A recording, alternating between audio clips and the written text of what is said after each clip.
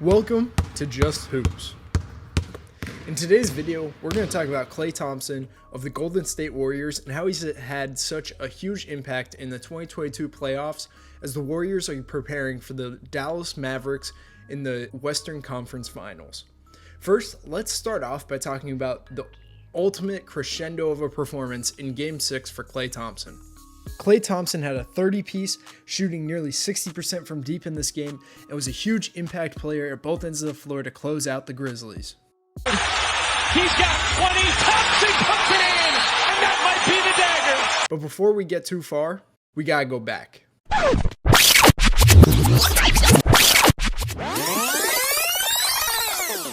It's Game 6 of the 2019 NBA Finals. This is the last full possession Klay Thompson got to play before falling awkwardly in transition, tearing his ACL. He came back in the game to hit his 2 free throws.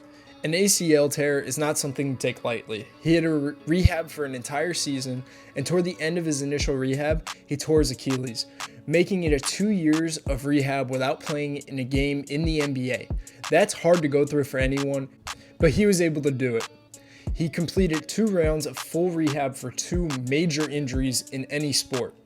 He went through depression. He saw his teammates succeed and fail. He had to suffer on the sidelines with his uber competitive nature, but he was able to do it, with it all coming to a head in this moment during the 2021-2022 season. He's back! And now, in his 11th NBA season, out of Washington State University, number 11, Klay Thompson!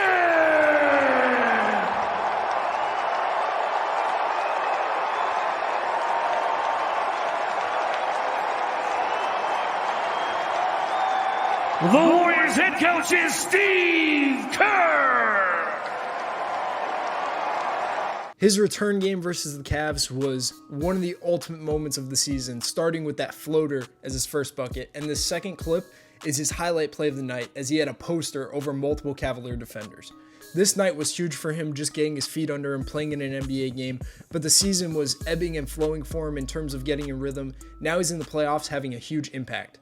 Let's start off by talking about his offensive impact in the 2022 NBA playoffs.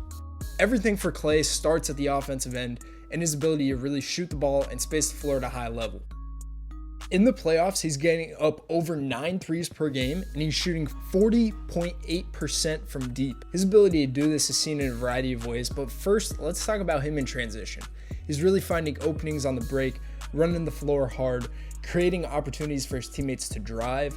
This allows him to also play off of these drives, play off of the throwheads, play off of all these attacks in transition, and also in secondary offense, just being able to find space, find openings, and he has a great release. We'll talk about the release later, but just another way he's able to space the floor though is in the half court off of attacks. He does it in transition, and in the half court, he's able to identify openings, identify cracks in the perimeter of the defense, and just put himself in spots to be successful.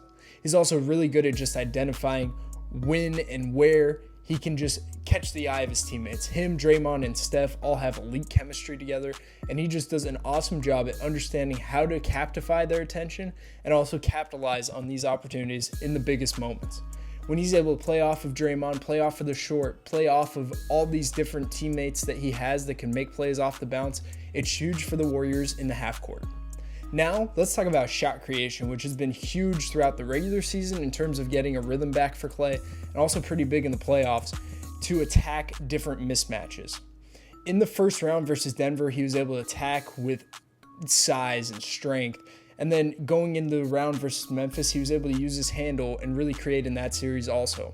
His ability to attack off ball screens, attack off handoffs, stay tight, and be able to shoot with a contest, shoot off the bounce, get to an area where he's comfortable, rise up and knock it down.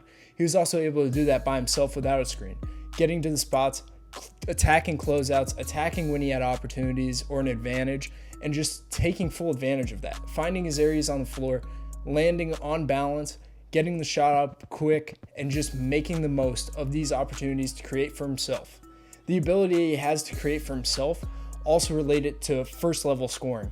He was able to blow by on closeouts, blow by on mismatches, get to the rim, use his size and strength as a 6'6" guard, and be able to finish in a variety of ways. He primarily has gone to his right hand, but he has the ability to finish with a flourish of moves. He's good at reverse, he's good at Euro, he's good at getting above the rim through contact. His ability to just do this consistently, along with going to the post. Getting in post-ups for him has been probably the biggest part of his game that he has used to get a rhythm, and now he's very comfortable there. In the Denver series, he just really displayed his strength and ability to dominate down there over smaller guards, and he took full advantage time and time again. He catches it on the post, takes his time, and gets to spots where he's comfortable to shoot over smaller defenders. This clip does a great job of showing his post ability. He catches it, looks over his shoulder, scans the floor, and he takes his time. He takes 1, 2, 3 dribbles, gathers himself, turns, faces the hoop, finds his target, and rises up. Now, let's talk about his off-ball movement. Off-ball movement in the Warriors offense is what has made them so unguardable during the years of this dynasty, and Klay is an example of how great somebody can be at moving off the ball and creating for themselves in these opportunities.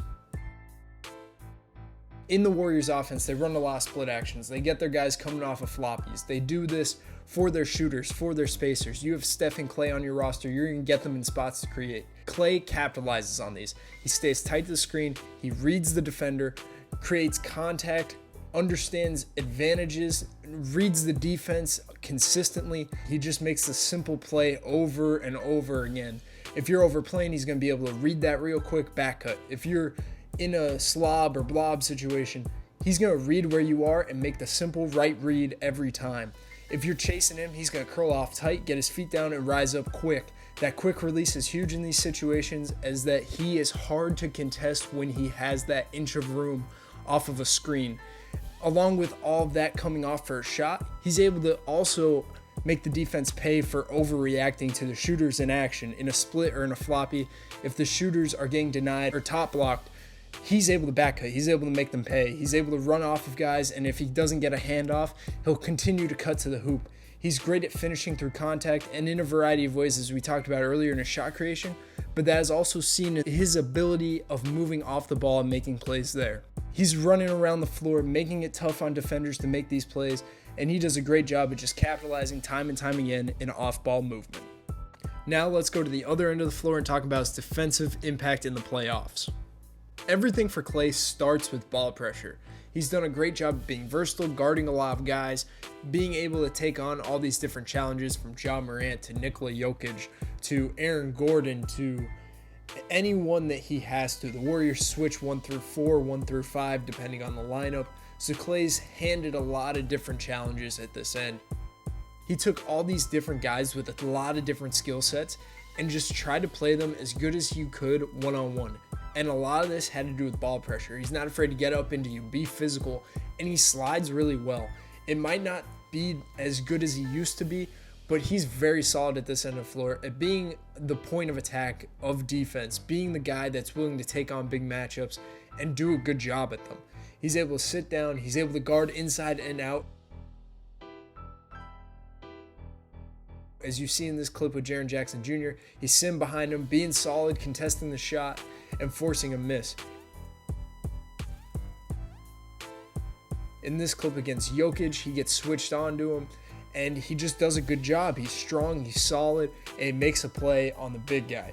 Klay's versatility and really impact in a variety of ways at the first level of offenses has been incredible, but he's also been great off the ball.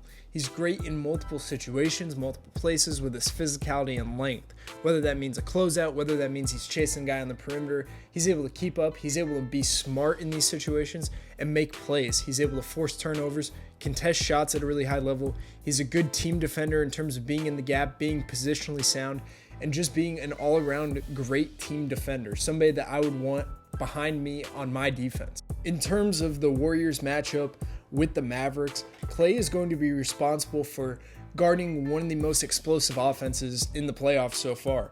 Dallas has been very dynamic, and Klay is going to be huge in stopping them. So to recap, Klay has had 2 years of waiting, 2 years of anticipation for these playoffs, and he is not disappointed. He has impacted greatly at both ends of the floor, being able to space the floor, create for himself, create for his teammates, and defensively, being the head of the snake, taking on challenges, and being a high impact player at that end of the floor. If you guys enjoyed this video and want to learn more about the game at the highest level, please like, subscribe, and share, and we'll catch you guys in the next one.